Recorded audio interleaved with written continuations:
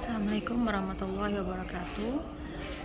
Hari ini saya akan melakukan aksi nyata disiplin positif, yaitu membuat keyakinan kelas. Nama saya Tanti Malika, saya berasal dari SMA Negeri 33 Jakarta.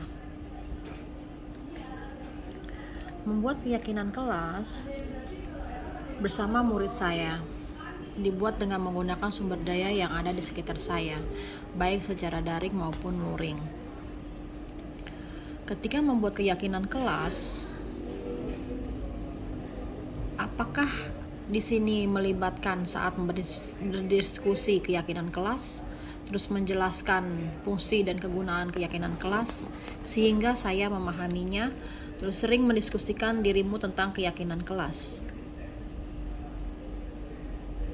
Latar belakangnya adalah untuk mewujudkan tujuan Merdeka Belajar, bahwa para siswa diharapkan untuk menjadi insan yang beriman, bertakwa kepada Tuhan Yang Maha Esa dan berakhlak mulia, berkebinekaan tunggal, gotong royong, mandiri, bernalar kritis, kreatif. Nilai-nilai tersebut dapat terwujud manakala ada motor atau penggerak dalam suatu sekolah dalam melaksanakan budaya positif dan disiplin positif oleh siswa dan keteladanan yang ditunjukkan oleh guru. Pembiasaan positif yang merupakan perwujudan dari budaya positif adalah salah satu cara guru untuk menuntun siswanya mencapai karakter profil pelajar Pancasila. Keyakinan kelas diterapkan sebagai salah satu cara dalam membangun budaya positif. Keyakinan kelas harus berpihak pada murid dan dirumuskan bersama murid untuk membangun kemandirian mereka. Tujuan dan penerapan keyakinan kelas yaitu antara lain menumbuhkan keterlibatan murid dalam membentuk keyakinan kelas untuk mencapai kelas impian bersama guna pembelajaran yang efektif. Yang kedua, mewujudkan merdeka belajar yang berpihak pada murid. Ketiga, menciptakan komunikasi segala arah antara guru dan murid-murid dan membiasakan budaya dan disiplin positif. Tahapan-tahapan pembentukan keyakinan kelas yang sudah dilakukan di kelasnya adalah: 1. Jejak pendapat dan diskusi kelas antara guru dan murid. Kedua, guru mengajak siswa berdiskusi terkait kelas impian yang mereka manakala sebelumnya siswa dikenalkan pada budaya positif dan disiplin positif yang sudah ada di sekolah tersebut. Setiap siswa berpendapat terkait hal-hal apa saja yang perlu diyakini bersama. Ketiga, menjabarkan peraturan sekolah atau kelas yang sudah ada. Siswa diajak menyampaikan ide-ide terkait aturan atau kesepakatan yang sudah berlaku di sekolah tersebut untuk selanjutnya ditarik kesimpulan universal bersama untuk menjadi keyakinan kelas. Kelima, menulis keyakinan kelas dalam board menggunakan sticky note. Lalu yang keenam, siswa diajak untuk menuliskan serangkaian aturan yang sudah diidentifikasi sebelumnya menjadi keyakinan kelas. Yang ketujuh, mendiskusikan konsekuensi yang harus dilaksanakan apabila tidak mengindahkan keyakinan kelas yang sudah disepakati, membuat dalam bentuk poster digital untuk dicetak dan ditempel di dinding kelas. Dan yang kedelapan adalah merefleksi dan meninjau ulang kapan saja keyakinan kelas ini akan diterapkan. Nah, latar belakang ini, hasil dari penerapan keyakinan kelas ini, terciptanya komunikasi harmonis antara guru dan siswa. Hal ini menjadi pengalaman baru bagi siswa, khususnya dalam kelas, untuk mengemukakan pendapat mereka tentang kelas impian yang mereka harapkan.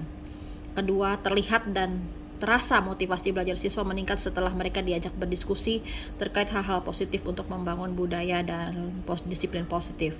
Yang ketiga, pembelajaran yang berpihak pada murid tercipta dengan keyakinan kelas yang telah disepakati secara sadar dan terstruktur. Siswa mengenal bahwa konsekuensi bukan hukuman, namun akibat dari tindakan yang tidak tepat yang melanggar keyakinan kelas bersama guru, mengajak siswa untuk mencari solusi bersama dan mengembalikan kepada nilai-nilai yang mereka yakini sebelumnya. Yang keempat, terciptanya suasana belajar yang menyenangkan karena setiap siswa mendapat kesempatan yang sama untuk belajar. Bentuk-bentuk keyakinan kelas yang telah disepakati. Pertama, kehadiran dan keputusan dan kepatuhan siswa diharapkan hadir tepat waktu dan siap belajar. Jika ada keperluan mendesak yang membuat Anda tidak hadir, segera beritahu guru sebelumnya. Yang kedua, menghormati guru dan teman. Hormatilah guru dan teman-teman kelas dengan berbicara sopan dan menghargai pendapat orang lain. Ketiga, tidak mengganggu pembelajaran. Hindari gangguan terhadap pembelajaran berlangsung dalam kasus pertanyaan atau diskusi. Angkat tangan dan tunggu giliran Anda berbicara.